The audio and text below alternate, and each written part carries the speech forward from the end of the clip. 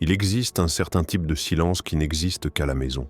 Pas le silence de l'ennui, ni celui du vide, mais celui qui évoque la sécurité. C'est cette sensation qui vous traverse lorsque vous entendez le bourdonnement lointain du réfrigérateur, le léger tic-tac d'une horloge, et que vous réalisez que pour une fois, personne n'attend rien de vous ailleurs. Ce n'est pas de la solitude, c'est de la paix. La plupart des gens ne le comprennent pas. Ils voient quelqu'un qui aime rester chez soi et concluent qu'il est asocial, renfermé, peut-être même effrayé par le monde. Mais pour certaines personnes, la maison n'est pas une fuite devant la vie. C'est le seul endroit où elles peuvent véritablement respirer. Car dehors, dans le vacarme des comparaisons, des attentes et des performances, elles se perdent. Chez elles se retrouvent. Peut-être que cela remonte à l'enfance. La salle de classe, le bus, la foule. Des lieux saturés de bruit et de chaos. Pour certains, ces espaces ressemblaient à des épreuves de survie.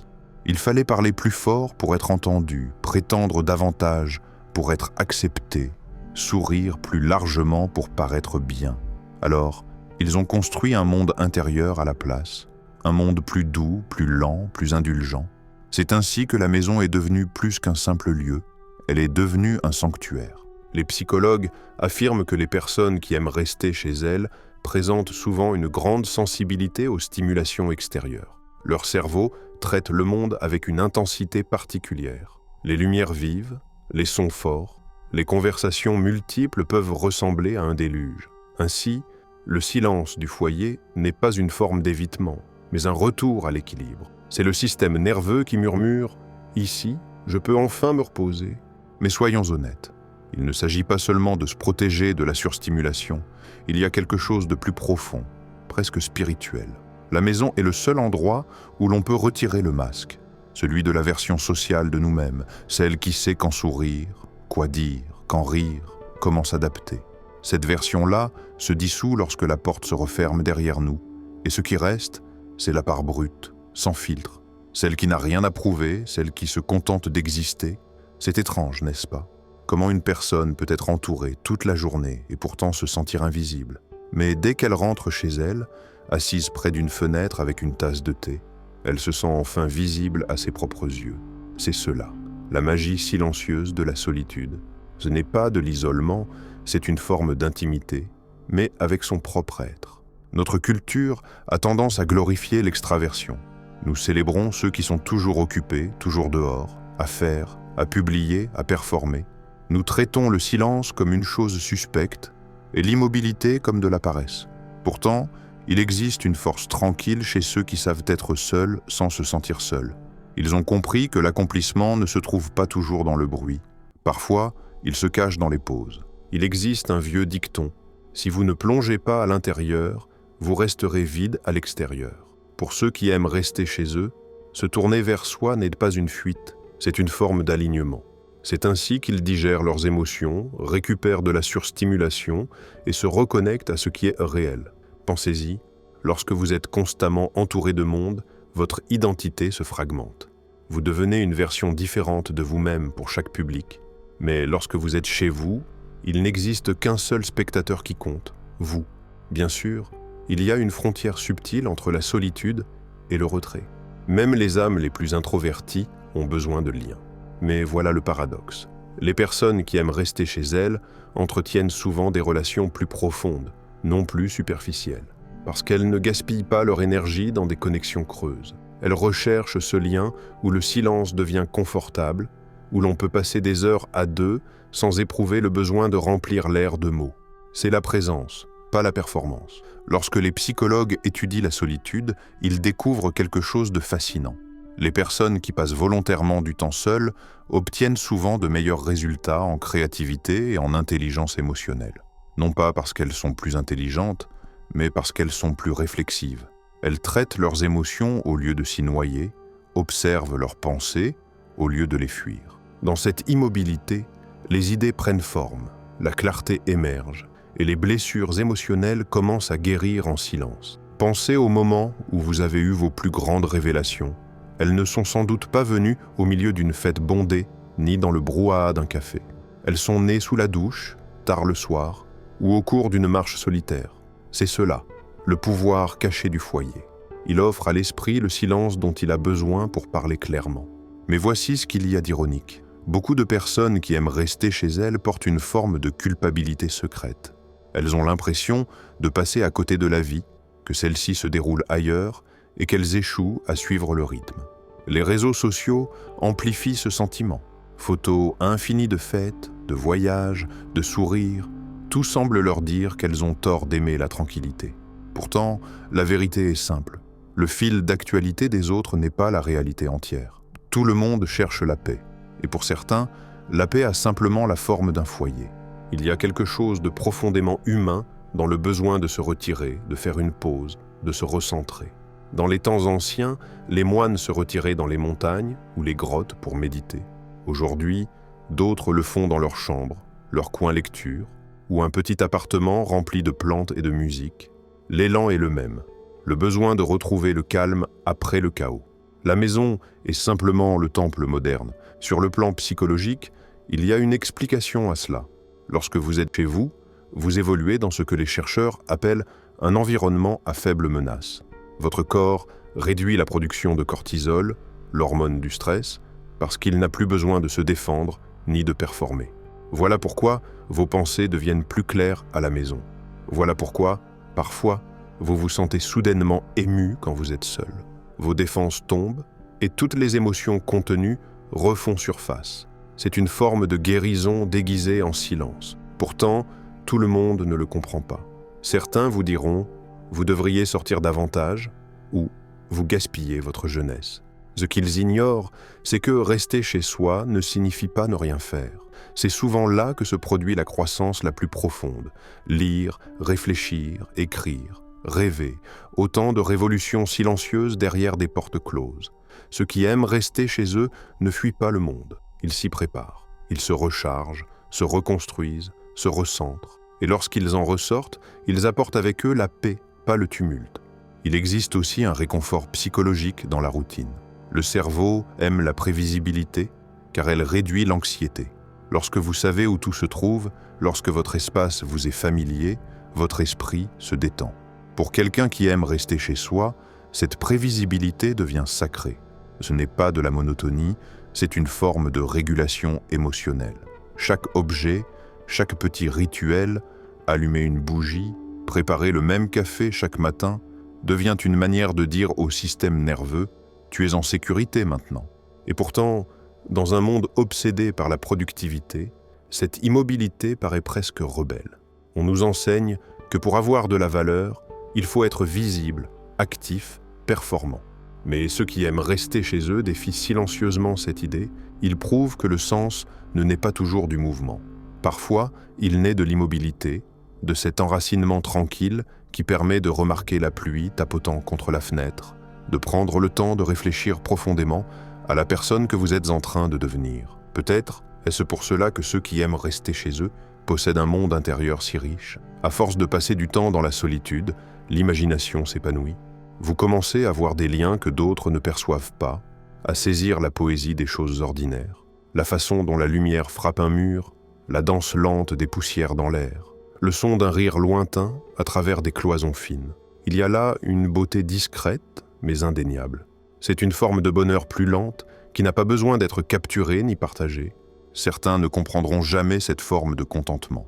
Pour eux, le silence est lourd et la solitude ressemble à une punition. Mais pour ceux qui aiment être chez eux, le silence n'est pas un vide, c'est une musique. C'est le son d'un être qui se sent enfin suffisant. Il y a un paradoxe magnifique chez ceux qui chérissent le foyer. On les croit détachés, distants, alors qu'en réalité, ils ressentent tout plus intensément. Chaque conversation, chaque bruit, chaque regard laisse une empreinte. Et lorsque le monde devient trop bruyant, leur instinct n'est pas de fuir, mais de protéger leur paix intérieure. Ce n'est pas la peur des autres, c'est une forme de bienveillance envers soi-même. On peut en apprendre beaucoup sur quelqu'un en observant la manière dont il habite son espace. Chez certains, la maison déborde de lumière et de musique, les plantes s'étirent vers la fenêtre, l'air est chaud et paisible. D'autres préfèrent les lumières tamisées, les couvertures douces, le parfum léger du café ou des bougies. Chaque foyer devient le miroir de celui qui l'habite, une incarnation physique de son état émotionnel. Les silencieux bâtissent la chaleur, Les rêveurs bâtissent le réconfort, les penseurs bâtissent l'ordre, et entre ces murs, ils créent des mondes que nul autre ne verra jamais. Lorsque les psychologues étudient le lien entre solitude et créativité, ils découvrent quelque chose de profond. Les personnes qui passent plus de temps seules déclarent souvent des niveaux plus élevés d'originalité, d'empathie et d'imagination, parce que la solitude leur donne la liberté d'écouter leur voix intérieure, sans filtre, sans interruption, sans jugement. Lorsqu'on est constamment entouré, nos pensées s'adaptent. Elles se moulent dans un langage public, façonné par la manière dont on pense être perçu. Mais lorsque vous êtes seul, vos pensées se déploient dans leur forme native. Et c'est là que naît la véritable créativité.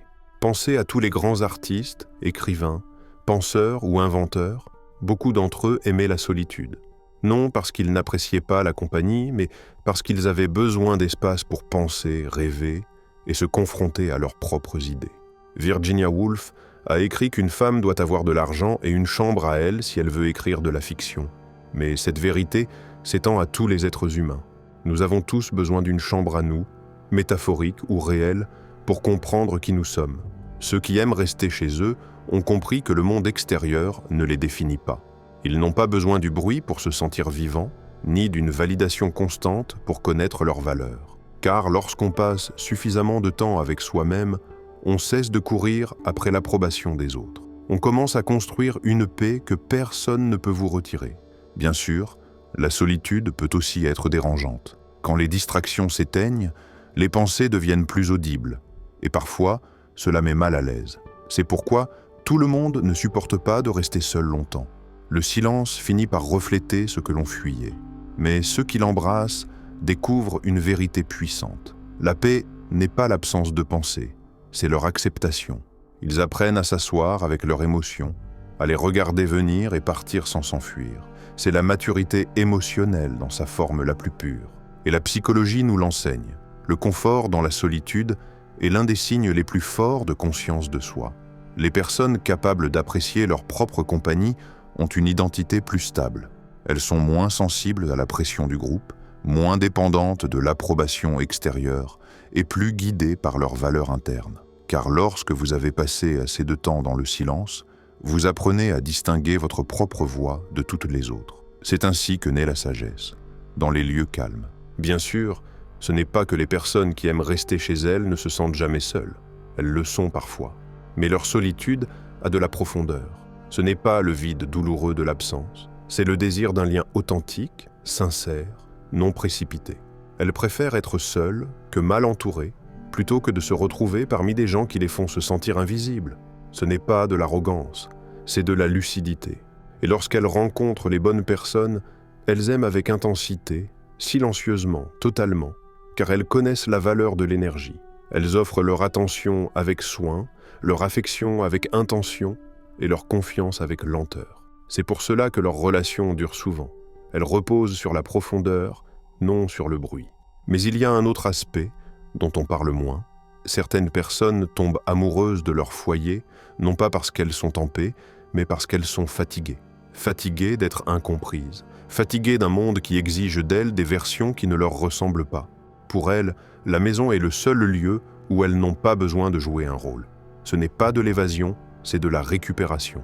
Les psychologues appellent cela la décompression émotionnelle. C'est ce qui survient lorsque vous avez passé trop de temps à prétendre. Ce moment où, en rentrant chez vous, vous ressentez soudain le besoin de vous allonger, de ne rien faire, simplement d'exister. C'est votre corps qui expire enfin. Vous avez retenu votre souffle toute la journée, géré les impressions, régulé les émotions, contenu les réactions, et lorsque vous franchissez le seuil de la porte, tout ce que vous portiez retombe. Ce n'est pas de la paresse, c'est de la guérison. Les personnes qui aiment rester chez elles possèdent souvent une sensibilité accrue à l'égard des autres. Elles absorbent les humeurs ambiantes comme des éponges. Elles perçoivent les tonalités, les gestes, les changements subtils d'énergie que la plupart ignorent. C'est un don, mais aussi un fardeau. Alors, elles se retirent pour se régénérer, et ce retrait leur permet de revenir dans le monde plus calme, plus bienveillante, plus lucide. Plus on étudie cela, plus on comprend que rester chez soi n'est pas qu'une préférence, c'est un rythme intérieur, une manière d'exister. Certains sont câblés pour la stimulation extérieure, ils s'épanouissent dans le mouvement, le contact, le tumulte. D'autres, au contraire, sont faits pour l'introspection. Ils s'épanouissent dans la structure, la lenteur et la paix. Aucun n'est supérieur à l'autre. Ce sont simplement deux façons différentes d'être humain. Mais comme la société glorifie l'agitation permanente, les natures plus silencieuses finissent souvent par croire qu'il y a quelque chose d'anormal chez elles. En vérité, elles sont simplement accordées à une autre fréquence. Et il y a de la beauté dans cette différence, car le monde a besoin des deux, ceux qui poursuivent et ceux qui contemplent, les explorateurs et les observateurs, ceux qui font le bruit et ceux qui cherchent le sens à l'intérieur de ce bruit. Et souvent, ce sont les seconds, les écouteurs, qui aident le monde à se comprendre lui-même. Ce sont eux qui traduisent le chaos en clarté, le vacarme en récit, la distraction en profondeur. C'est peut-être pour cela que tant d'écrivains, de philosophes et d'artistes se sentent le plus vivants chez eux. Ce n'est pas qu'ils fuient le monde, c'est qu'ils cherchent à le ressentir plus profondément. Ils transforment la solitude en art, l'immobilité en clarté, le silence en création. Leurs foyers deviennent l'extension de leur esprit, une toile physique de leur pensée. Chaque détail y porte une intention, chaque recoin une mémoire. Mais même pour ceux qui ne sont pas artistes, la psychologie demeure la même. La maison est l'espace où nous digérons la vie. C'est là que nous trions les émotions que nous n'avons pas pu exprimer dehors. C'est là que nous revenons à nous-mêmes, après avoir été trop de versions différentes trop longtemps. Et ce retour à soi, est l'un des besoins psychologiques les plus essentiels. Car peu importe jusqu'où nous allons, la vérité reste la même. Chacun a besoin d'un lieu sûr où atterrir. Un lieu où l'on peut déposer les armes et simplement être. Pour certains, ce lieu existe dans les gens. Pour d'autres, ce refuge existe dans le silence, entre quatre murs baignés d'une lumière douce. Il y a quelque chose de sacré chez ceux qui choisissent la quiétude plutôt que le spectacle. Il faut du courage pour dire non au vacarme, pour se retirer de cette nécessité incessante d'être vu et pour redécouvrir la valeur de l'invisibilité. Car dans cette invisibilité, quelque chose d'extraordinaire se produit. L'authenticité renaît. Vous commencez à vivre non plus pour impressionner, mais pour exprimer. Vous cessez de voir la vie comme une compétition et commencez à la percevoir comme une conversation. Et soudain, les murs qui autrefois semblaient enfermés se transforment en ailes. C'est là le secret psychologique de ceux qui aiment rester chez eux. Ils ne fuient pas la vie, ils la vivent autrement. Ils la remarquent, la ressentent, l'honorent à un rythme plus lent. Ils ne s'éloignent pas du monde, ils recréent une version de celui-ci qui redevient humaine, un espace où le cœur peut respirer. Et lorsqu'ils sortent, lorsqu'ils décident enfin d'affronter l'extérieur, ils emportent avec eux quelque chose de rare, une énergie calme. Ils n'ajoutent pas au vacarme, ils transportent le silence comme un don, car lorsqu'on a trouvé la paix dans la solitude, on cesse de la chercher dans le chaos. On cesse d'attendre des autres qu'ils nous fassent sentir chez soi. On porte désormais la maison en soi. Alors si vous êtes de ceux qui aiment rester à la maison, ne vous en excusez pas. Ne laissez pas le monde vous persuader que la paix est improductive ou que le confort est de la complaisance. Vous ne manquez rien, vous vous accordez enfin. Vous accomplissez un travail intérieur que la plupart des gens sont trop distraits pour remarquer. Et ce travail, aussi silencieux qu'il paraisse, façonne tout le reste. Car lorsque le monde devient incertain, lorsque les gens cherchent un sens, ce sont souvent les êtres silencieux qui l'ont déjà trouvé. Non pas dans la foule ou le tumulte, mais dans le rythme doux des jours ordinaires, la chaleur de la lumière du matin, la tendresse de la pluie du soir, le battement de votre propre cœur dans le calme d'une pièce qui enfin vous appartient. C'est là toute la beauté de la chose. La maison n'est pas qu'un bâtiment, c'est le reflet d'une paix gagnée, non donnée. Un sanctuaire bâti de patience, de présence et d'authenticité. C'est l'endroit où vous vous rencontrez à nouveau, encore et encore, jusqu'à ce qu'un jour vous compreniez que vous n'avez jamais vraiment été seul. Vous rentriez simplement chez vous, vers vous-même. Beaucoup pensent que rester chez soi, c'est renoncer à la vie. Mais souvent, c'est tout l'inverse. C'est cesser enfin de fuir.